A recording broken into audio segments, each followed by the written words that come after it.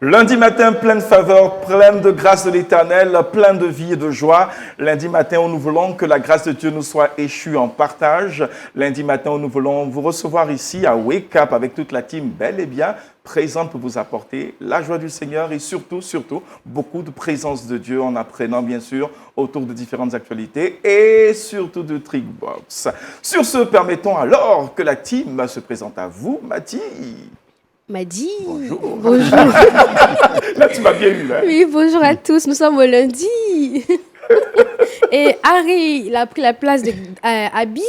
C'est ça. Finalement. Effectivement, merci bien Mathie. C'est journée un I. lundi riche en couleurs également, il faut l'ajouter. Voilà. Ouais. Je bénis vraiment le Seigneur pour ce jour. Je salue tout le monde sur ce plateau. Et puis, sans oublier, c'est pour qui nous sommes là. Soyez bénis. Mais j'aime bien la bonne humeur de Mathis ce matin, tout le temps jaune. Tu veux pas que je t'appelle Jonas, quoi, hein? Tu veux t'appeler. Allez, nous sommes bon lundi aujourd'hui et il y a Bonne Santé qui est notre rubrique phare de ce lundi. Permettez-nous que nous puissions saluer le pasteur Stéphane Nadi. Il est médecin. Bonjour. Bonjour. J'espère que vous allez bien. Oui, très bien, par la grâce de Dieu, ça va Et bien. puis médecin généraliste, c'est ça? Oui, Très si, bien. si. Et à côté donc de docteur Nadi, nous avons notre pasteur officiant sur Wake Up. Nous sommes toujours heureux quand on sait qu'il sera présent sur ce plateau parce qu'on est beaucoup nourris à la pensée du Seigneur. Pasteur Nassé Fernand, bonjour. Bonjour Madi, je constate que tout est en I ici. Bonjour Harry, bien habillé, bonjour Mati et bonjour docteur Nati. Ah oui, c'est vrai, ça là, je l'avais oublié là. D'accord. C'est clair, il est venu compléter la team. Avec le pasteur, nous allons méditer tout à l'heure, mais bien avant, prions avec Harry. Adonai, nous bénissons ton nom. Merci d'être avec nous. Merci pour tout le soutien que tu nous apportes chaque jour. Conduis-nous ce matin encore une fois de plus. Au nom de Jésus, Amen. Amen. Et nous sommes prêts à y aller pour la méditation, mais bien avant, permettez-moi que nous puissions saluer nos frères d'ici et d'ailleurs, dans le monde entier, tout en vous demandant de partager ce direct pour que cela fasse plus de personnes, plus de bien à des personnes qui en ont besoin. Sur ce, le titre de la méditation sera donc « Porter du fruit », porté du fruit par le pasteur Nassé Fernand.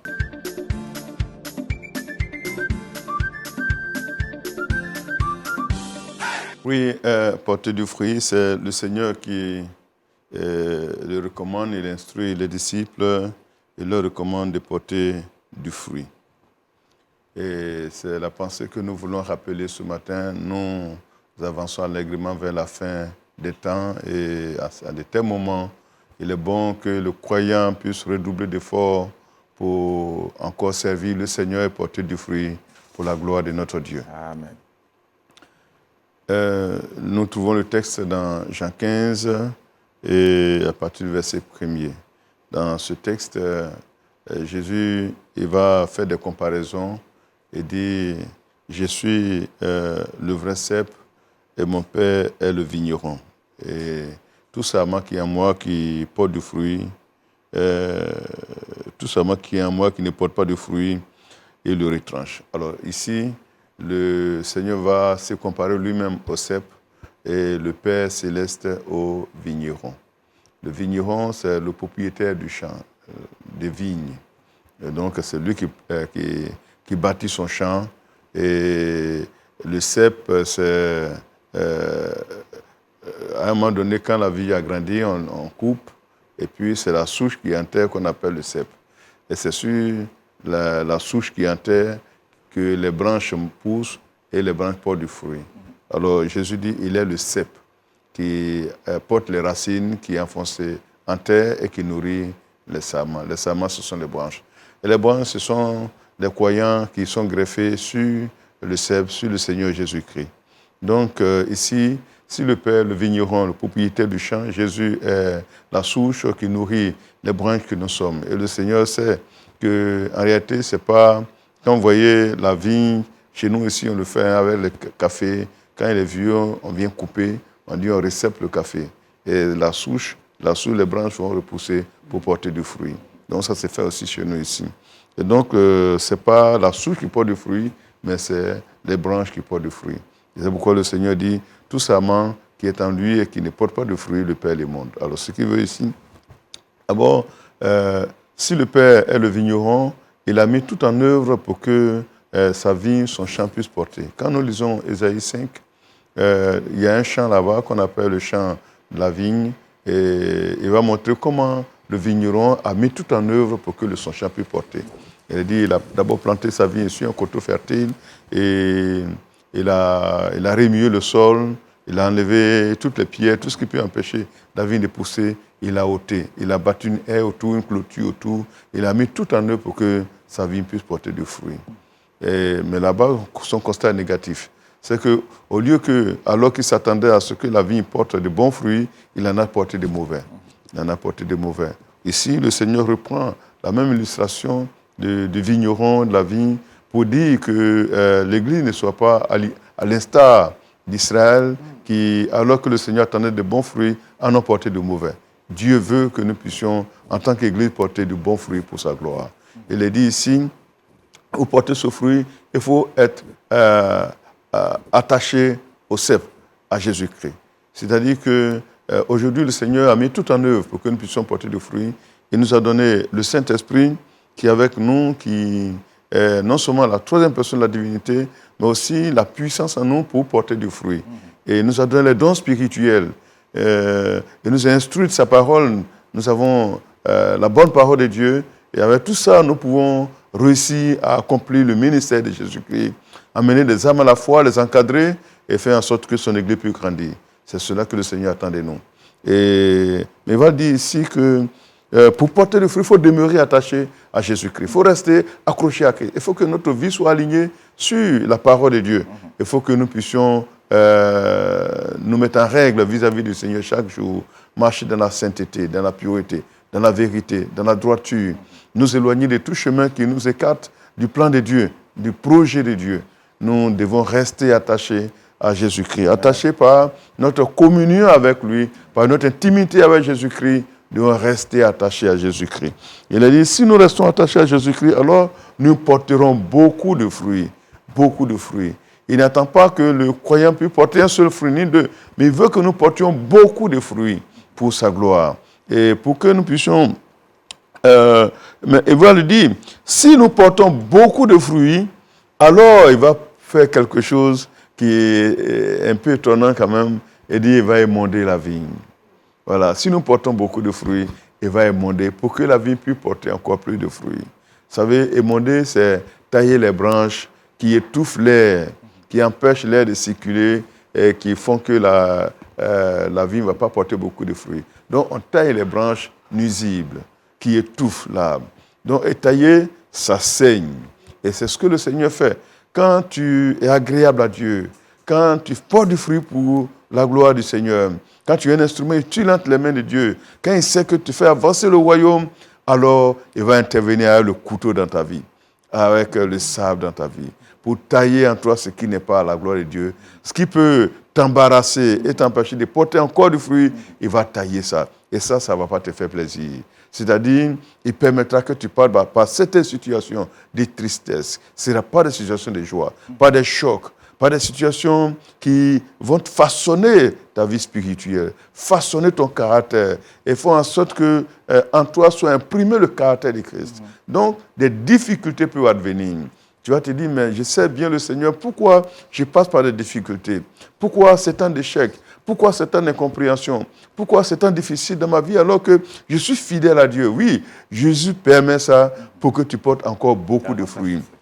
Il dit, si vous portez beaucoup de fruits, le Père va vous émonder, il va vous tailler. Ça veut dire, ici, le Seigneur ne permet pas l'épreuve et les difficultés dans ta vie parce que tu es négatif, parce que tu as une mauvaise vie. Non, pas ça. C'est plutôt parce que tu as une bonne vie et que tu portes beaucoup de fruits que Dieu permet quelques épreuves dans ta vie.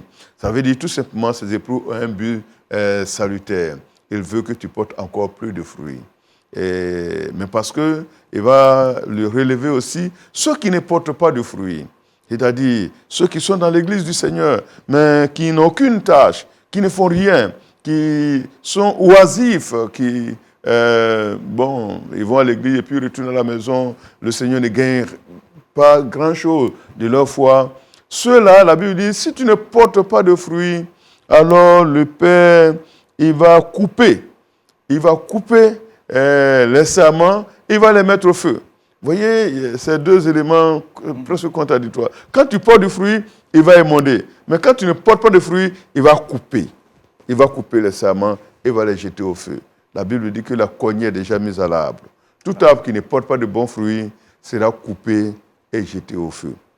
C'est-à-dire, quand tu es inutile dans la maison du Seigneur, quand tu es oisif, quand tu ne portes pas de fruits, tu ne fais rien dans la maison de Dieu, tu n'as aucun intérêt, l'Église ne tire de toi aucun intérêt, le temps vient où le Seigneur dit, il va couper, il va jeter au feu. Ici, c'est vraiment, j'ai l'impression qu'il s'agit de la perdition. Voilà, tu ne seras pas sauvé.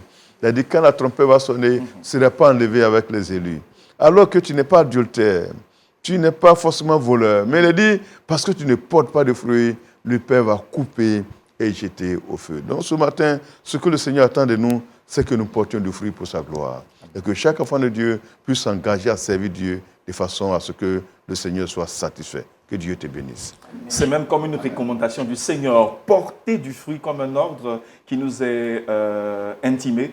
Et ça nous permet, à travers cet enseignement, de développer nos différents angles de réflexion pour pouvoir nous configurer selon le plan de Dieu. Harry, n'est-ce pas qu'il faut porter du fruit? Exactement, il faut travailler chaque jour à porter du fruit, non seulement de façon naturelle, mais étant donné que nous sommes chrétiens, enfants de Dieu, c'est à cela que nous sommes vraiment appelés, répandre l'évangile, mais pas que cela, porter du fruit également dans nos différents secteurs d'activité, porter du fruit de sorte à glorifier Dieu de par notre vie.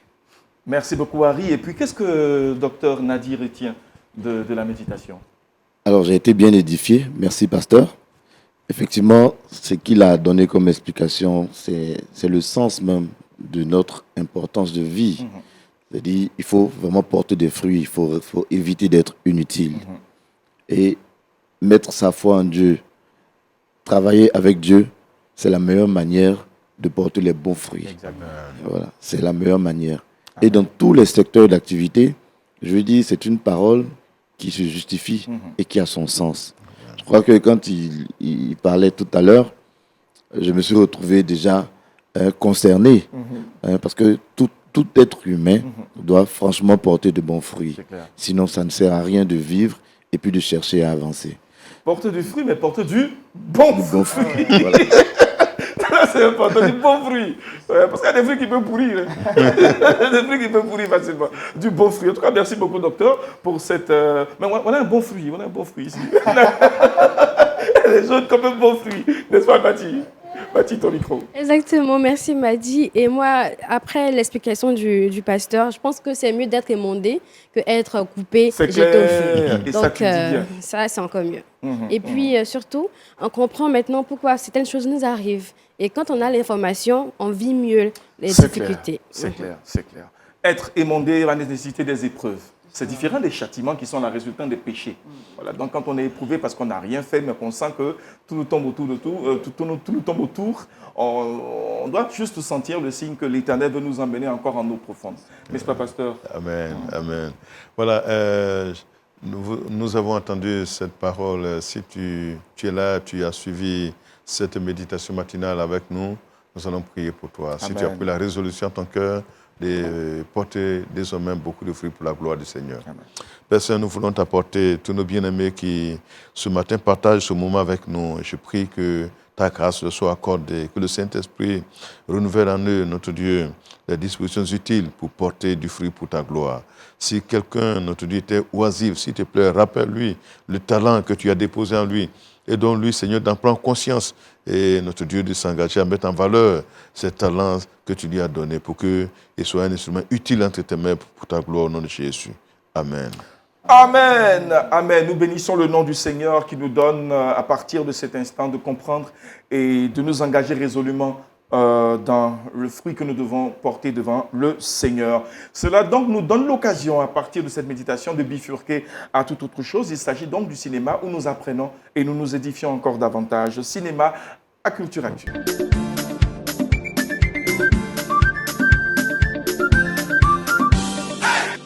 Nous parlons des lettres à Dieu. Sinon, lettres à Dieu. Lettres. Quel est le titre de le cinématographique. Le cinématographique contemporain. C'est ça. Quelqu'un a dit une fois, le bonheur n'est pas seulement de vivre les choses qu'on aime, plutôt d'apprendre à aimer les situations par lesquelles on vit.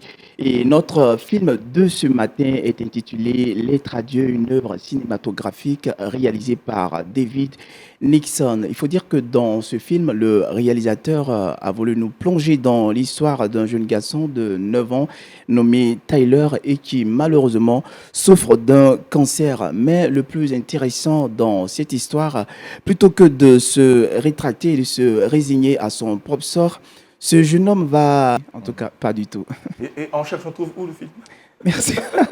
On peut la voir sur toutes les plateformes digitales, hein, et puis on a l'habitude de conseiller ici YouTube ou tout simplement Amazon et puis Oui. on peut rajouter Netflix. Oui, bien sûr. Et puis, pour rappel, le film, évidemment, on peut prendre sa famille, son père, sa mère, ses enfants, les réunir autour de l'écran de télévision, cliquer sur ces sites indiqués, et puis se faire une partie de cinéma d'édification. Je crois que ça fait beaucoup de bien.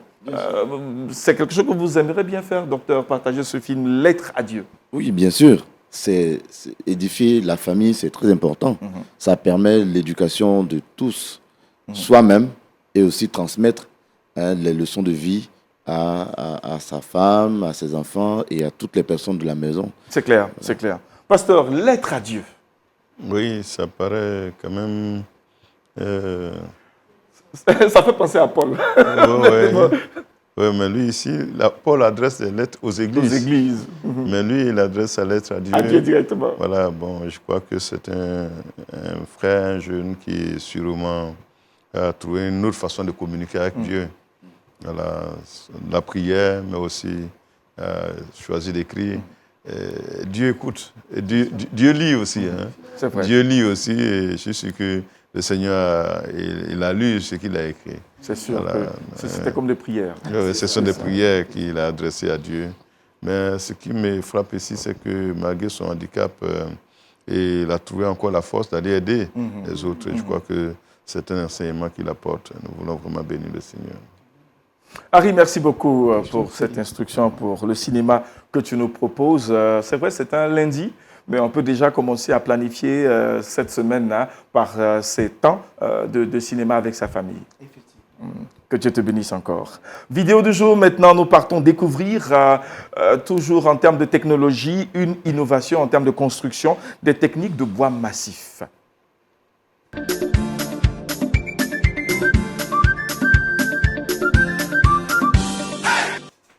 Pourquoi certains ingènes années? Je suis sûr et certain qu'il ne s'agissait pas de n'importe quel bois, un bois précis qui peut aider donc dans ce genre de construction. Surtout que bon, après il y a des termites et puis il y a beaucoup d'autres choses. Mais c'est un bois qui doit être certainement spécial. Et puis moi, ce qui m'a ma crainte, avant que tu n'interviennes, c'est surtout le problème du feu. Dans la maison. C'est vrai, le pasteur de déjà Harry. Effectivement, il faut dire déjà que c'est un système qui offre quand même, j'allais dire, beaucoup d'avantages. Oui, beaucoup d'avantages. Et qui lui-même est très avantageux. Pourquoi? Parce que déjà, pour pouvoir construire une maison, on sait ce que ça demande comme coût. Et donc, déjà, il faut évaluer pour voir ce qui serait beaucoup plus opportun pour toi. Et donc, je pense que c'est déjà dans cette démarche-là que s'inscrit premièrement, je pense, c'est la vulgarisation de ce système qui est la parfaite réplique du système de construction que nous avons avec la construction des maisons en dur. Mais ici, le commentaire, l'affaire ressortie, il y a quand même des avantages tels que l'isolation thermique, l'isolation, j'allais dire, acoustique également, et puis la rapidité dans la construction, contrairement avec le système ordinaire que nous avons, qui met beaucoup plus de temps avec ce modèle de construction-là. Ça va encore beaucoup plus vite. Mais tout de même, cette question-là demeure, c'est que devant les incendies, devant ces situations, les calamités, bon, il serait un peu difficile à la maison de résister. Et donc, c'est ce que nous craignons un peu. Sinon, ça demeure quand même une très belle innovation. Effectivement, ça demeure une très belle innovation. Comme a dit, assez bien dit, moi j'avais eu des appréhensions. Pour moi, comment cette maison peut résister quand on sait que souvent on voit la calamité qui arrive de l'autre côté du monde et les maisons s'embrasent facilement. Et par contre, nous ici, on construit des maisons en dur et ça résiste. Ouais. Seulement qu'on y ajoute des matières en bois. Donc, c'est ce qui fait que ça s'embrase rapidement. Mais on a toujours des souches qui restent. Par contre, eux, c'est totalement toute la maison qui s'embrase. Et donc, si on pouvait aussi revoir, appliquer d'autres systèmes de techniques d'innovation qui pourraient permettre à non seulement d'y ajouter peut-être du bois et un peu de, je sais pas, du sable, du ciment, Oui. voilà, ça serait très bien. Sinon, c'est une très belle innovation pour la campagne. C'est Moi, vrai. j'ai des projets pour la campagne. C'est vrai. Mais surtout qu'on a du bois à profusion Oui. chez nous en Afrique. Pourquoi n'avons-nous pas pensé à une telle technologie? Non, Madi, le truc, c'est que dans cette vidéo, faut dire, c'est pas que les gens n'y ont pas pensé, mais ce qui est assez intéressant, c'est qu'ici, les finitions sont vraiment bien faites, Oui. c'est vraiment parfait. Moi, j'ai déjà passé, j'allais dire, presque une semaine, 2 semaines dans une maison construite entièrement en bois. Wow. Ça existe. Et puis déjà, nous sommes en Afrique ici, comme tu connais bien le système des cycles au bois, les maisons faites carrément en bois. Donc, c'est quelque chose qui existe, sauf que là, c'est vraiment version améliorée. Améliorée. Et là, tu te sentirais vraiment dans un, j'allais dire, dans du haut standing, Ouais, en fait. bien sûr. Voilà, donc Et c'est vraiment puis, bien s'il fait. faudrait à pratiquer cette technique ici en Afrique, je pense qu'on n'aura plus de forêt. Oui, la qualité de non, construction. pas forcément, on en aura. On en aura, mais je pense que faut reconnaître que la technique qui est sortie est une technique carrément européenne. Les Européens, eux, c'est des grands migrants. Oui. C'est des grands migrants. Depuis la nuit des temps, ils ont toujours fait des maisons en bois. Parce que eux, ils se déplacent beaucoup. Contrairement à nous, qui aimons rester statiques. On aime construire pour longtemps parce qu'on n'a pas envie de bouger. Oh, eux, ils bougent beaucoup. Et le bois, il y a longtemps qu'ils sont dans le bois. Et même quand on regarde leurs films, leur maison brûle facilement. Oui. Mais ils arrivent à s'accommoder. Mais aujourd'hui, la technique qui est donnée, je pense que c'est l'amélioration de eux-mêmes leurs habitudes. Ah, Voilà, c'est l'amélioration de eux, leurs habitudes. Et ils ont pris le temps. Quand vous regardez les finitions de ce bois-là, c'est des bois qui sont très bien traités. Ouais. D'abord, pour la résistance. Et c'est des bois qui sont choisis, tels que chez nous, on a l'Iroko, par exemple. Voilà. Ce genre de bois, des bois traités et faits même à l'usine. C'est pas des bois, c'est pas des découpes faites à la main. Ouais. Les seules découpes qu'on voit, c'est sur le chantier où on fait les ajustements de taille. Sinon, c'est des bois qui sont traités, faits à l'usine. Donc ça, c'est leur évolution. Et je pense que c'est bon pour eux. Eux-mêmes, ils se retrouvent dedans. Mais nous, chez nous ici, franchement, ça sera très difficile. Parce que non seulement les matières premières, ça existe, on aura encore les forêts, mais l'industrialisation pour les finitions sera encore difficile. mais c'est possible. Très possible. Avec de la volonté. Bien sûr, c'est possible, c'est possible. D'accord. Pasteur, votre regard maintenant pour terminer.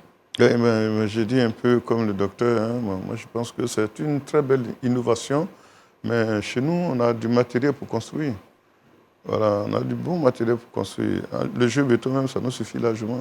C'est-à-dire la terre, voilà, ce serait un peu plus résistant comme ça aussi. Donc on a du matériel pour construire. Donc cette belle innovation, elle est bonne. Mais bon, on ne va pas trop la rechercher parce que chez nous ici, on a à la fois le sable, Oui. on a le sable et on a le géobéton. On n'a même pas besoin de ciment dedans. Nous, on a dormi dans des maisons où construit terre sur terre. Et puis, Et c'est puis, resté là pendant aussi, il longtemps. m'a dit, pour ajouter à ce que le pasteur dit, je me rappelle qu'on a des constructions faites en terre cuite, avec Oui. les briques de terre cuite qui nous permettent d'isoler un peu la chaleur. et C'est tout. ce qu'il dit. c'est ce On qu'il a dit. franchement notre manière à nous de construire. Tout est une question de culture, de perception, de nation, voilà, de volonté politique également pour pouvoir aussi permettre cette innovation chez nous en Afrique. Mais nous bénissons le nom du Seigneur pour la suite des événements du monde. Entre-temps, poursuivez la conversation chez vous, alimentez la discussion, puis bon, laissez votre réaction sur notre plateforme Lumière du Monde de télévision. Nous sommes à bonne santé maintenant. Il est temps pour nous d'écouter les conseils d'un spécialiste.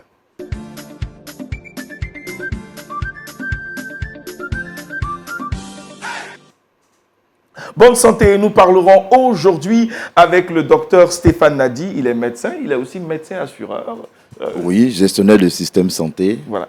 et puis responsable d'établissement de santé. Responsable d'établissement de santé qui nous parle aujourd'hui de l'intérêt d'avoir une assurance santé.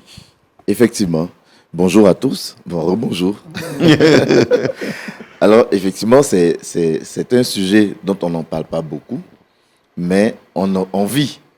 On vit. C'est dit, malheureusement, je veux dire, on a des attitudes, nous adoptons des comportements qui ne préparent pas l'avenir, souvent.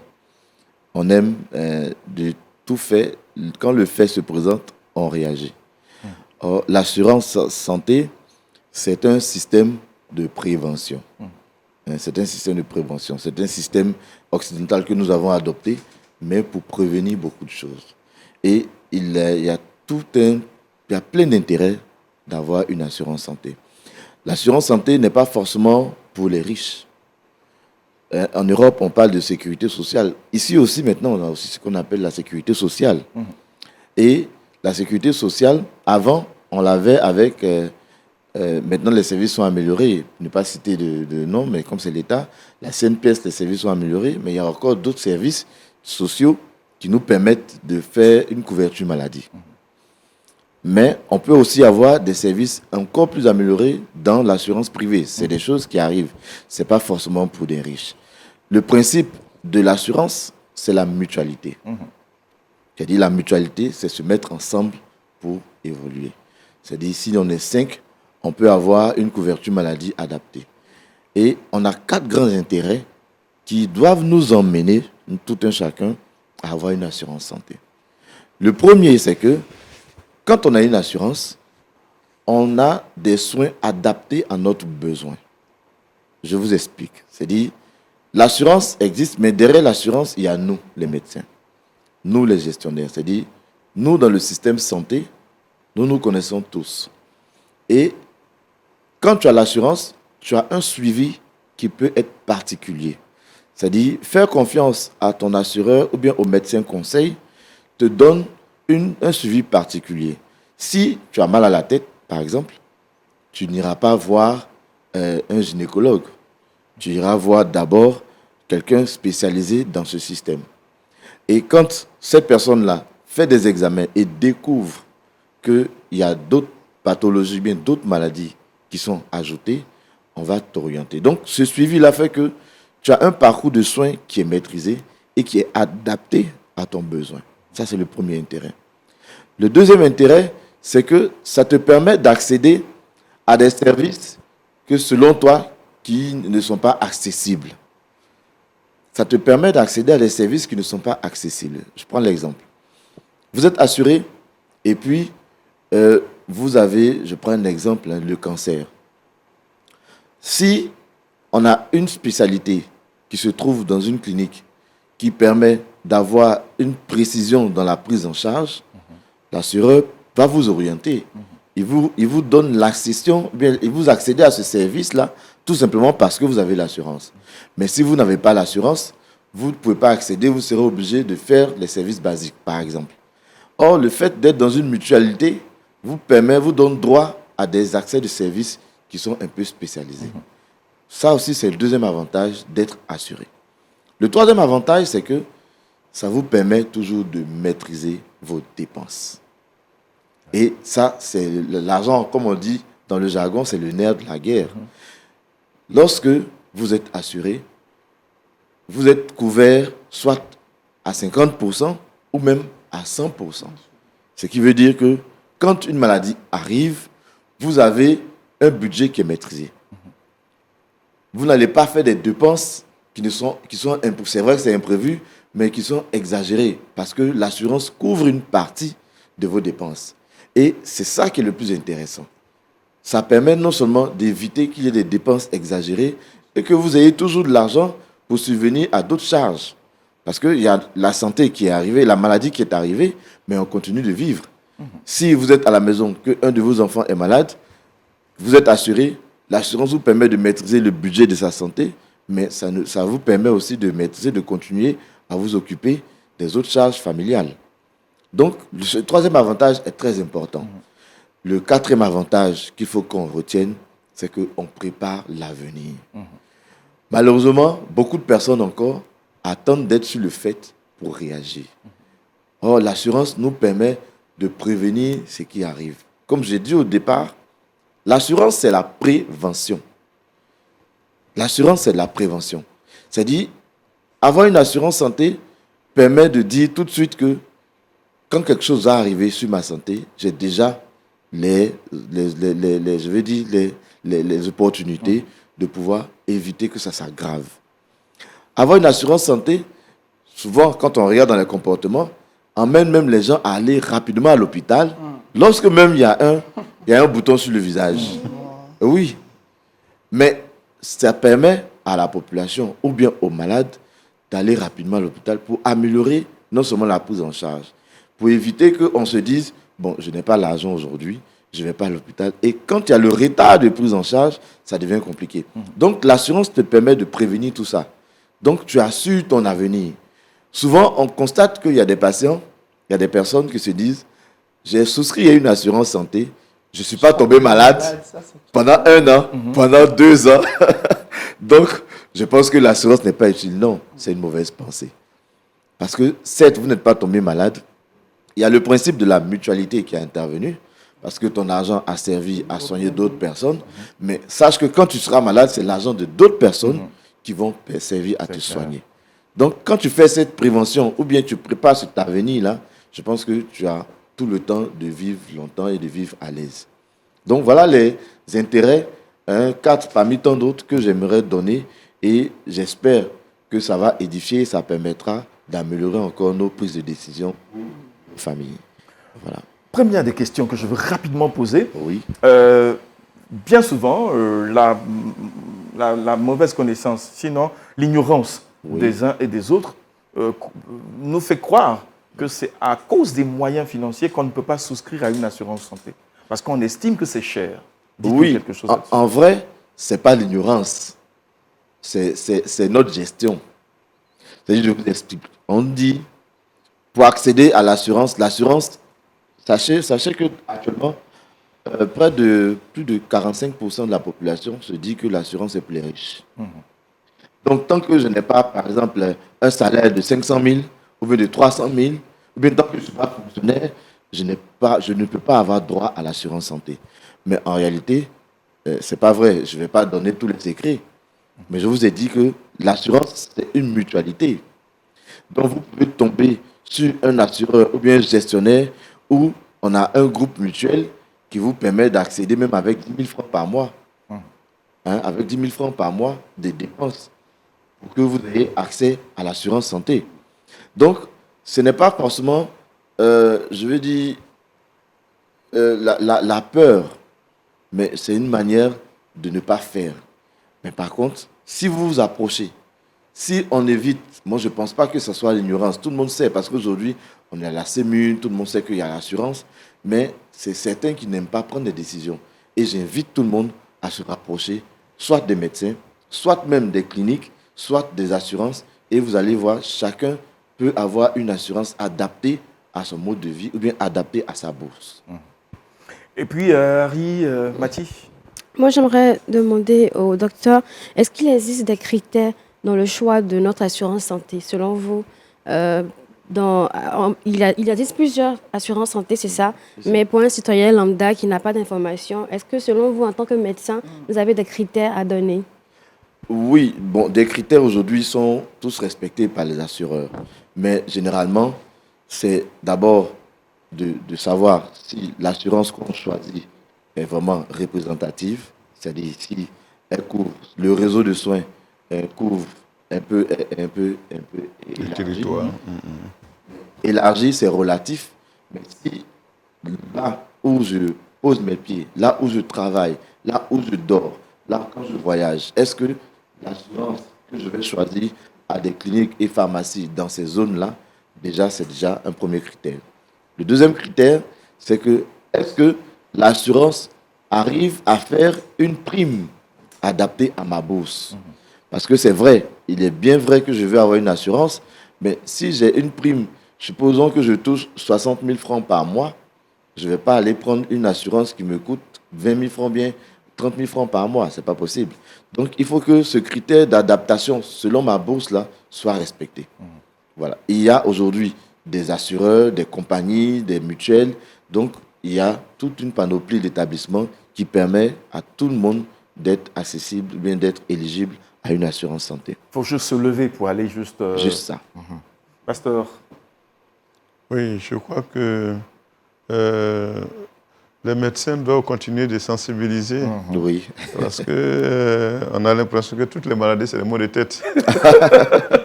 Voilà. Et là, on prend l'aspirine et puis ça va. On fait de Mais l'automédication. quand ça, oui. Mais quand ça atteint un certain seuil, bon, on meurt vite. Oui. On meurt vite. Et c'est ce qui fait que l'espérance de vie est courte chez nous ici, c'est ça. C'est qu'on ne va pas à l'hôpital. Et quand on va à l'hôpital, c'est qu'on est déjà trop atteint. C'est ça. Mais si on ne va pas à l'hôpital, c'est parce qu'on ne sait pas comment ça va se passer là-bas. Si. Voilà. Donc, les médecins n'ont qu'à nous aider Si. à vulgariser, à publier, à annoncer davantage la nécessité de prendre des assurances. Si. Je veux donner une anecdote. Ce que le pasteur a dit. Rapidement. Oui, rapidement. On était en train de prospecter un client, un groupe d'employés dans un hôtel de la place. Et parmi les agents, il y a certains qui sont opposés farouchement. L'assureur, c'est un voleur, ils vont prendre votre argent, vous n'allez pas. Et ils ont dit tout ce qu'ils pouvaient. Dieu merci, on a eu le marché, on a commencé à s'occuper des agents, ils ont été satisfaits. Et je vous assure, les personnes qui ont boycotté, qui n'ont pas souscrit à l'assurance, il y a une personne dedans qui a eu le cancer. Oups. Vous voyez comment c'était grave. Et donc, ils vont voir maintenant l'employeur. L'employeur dit, mais c'est pour ça que j'ai voulu vous donner une assurance. Moi, je n'ai pas l'argent. Allez demander à l'assureur s'il peut s'occuper de vous. Ils ont honte. Ils ne peuvent pas venir puisqu'ils se sont opposés. Donc, leurs amis maintenant leur disent, mais c'est vous-même, c'est pour ça là qu'on a demandé de souscrire. Maintenant, vous êtes malade, vous venez nous demander l'argent pour vous soigner. Non, bon, nous, on va faire la médiation. Si l'assureur a accepté de nous aider, et ils sont venus nous voir. Mais nous, on leur a dit, faites une grande réunion. Ça va servir d'exemple. Et appelez le monsieur qui est malade. On va l'aider, mais il faut que tout le monde comprenne. C'est une leçon de vie. C'est pourquoi je dis, souscrire à une assurance, c'est prévenir, c'est préparer ton avenir. Parce que demain, tu ne sais pas ce qui peut arriver. Aujourd'hui, tu es en bonne santé, mais demain, tu ne sais pas. Voilà. En groupe ou individuellement, on peut tous souscrire à une assurance. Effectivement. On espère juste que Dr Nadi aura l'occasion de revenir encore échanger avec nous autour des différentes facettes de l'assurance santé. Entre-temps, permettons que Mati se prépare pour juste proposer un trickbox qui va pouvoir aider le docteur à respirer et puis descendre. Allez, trickbox.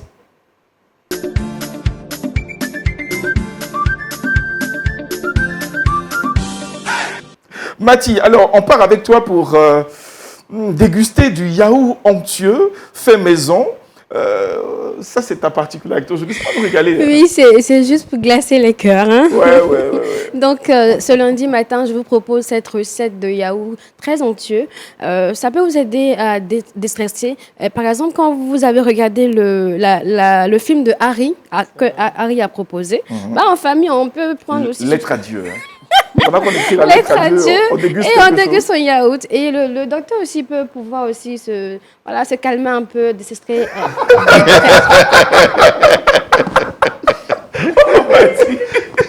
Non, là, je suis fâché en colère. Donc, le yaourt va me déstresser.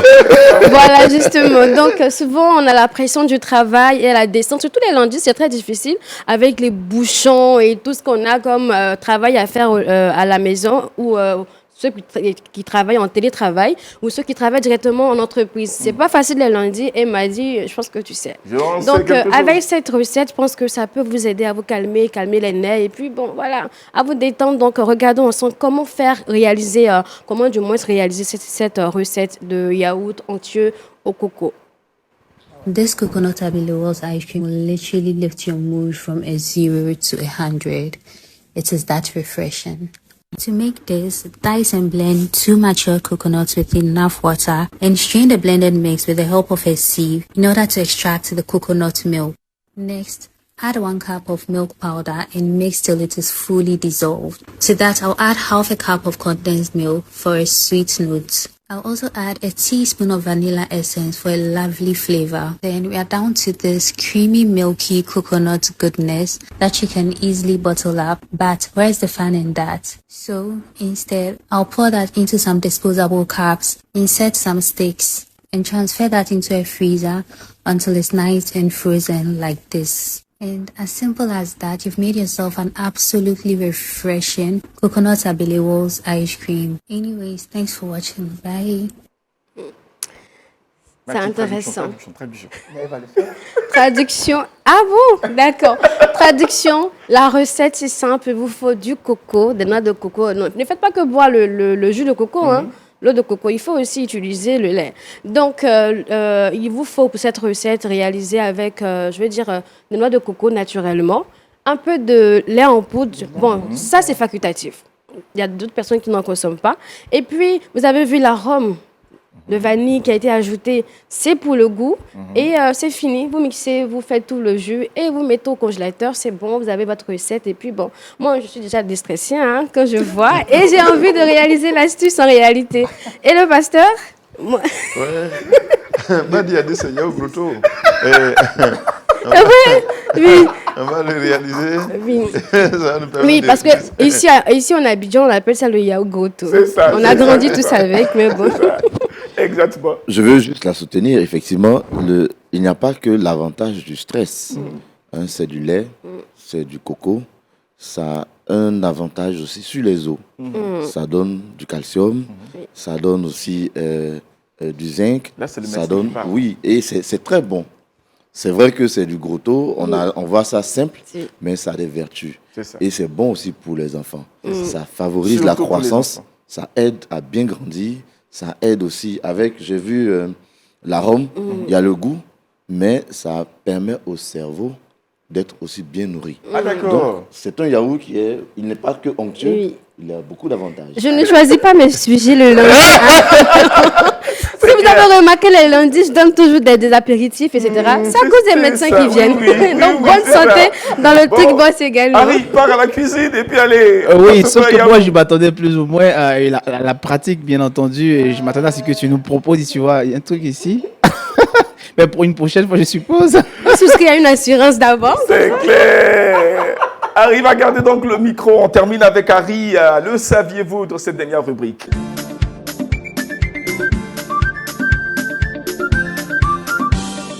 Et puis nous parlons aujourd'hui de faire litière de quelque chose. Faire litière de quelque chose à la connaissance de ce mot. Faire litière de quelque chose, c'est l'expression qu'on découvre ce matin. Déjà, il faut dire qu'au sens littéral, la litière désigne de la paille ou un ensemble de débris organiques qui servent très souvent aux besoins des animaux domestiques. Sauf qu'au sens figuré, ça change un peu de connotation. Au sens figuré, faire litière de quelque chose, c'est tout simplement accorder du mépris, traiter un objet, traiter une chose, un objet quelconque avec beaucoup de mépris, dévaloriser cette chose, ça peut être un cadeau, un bien quelconque.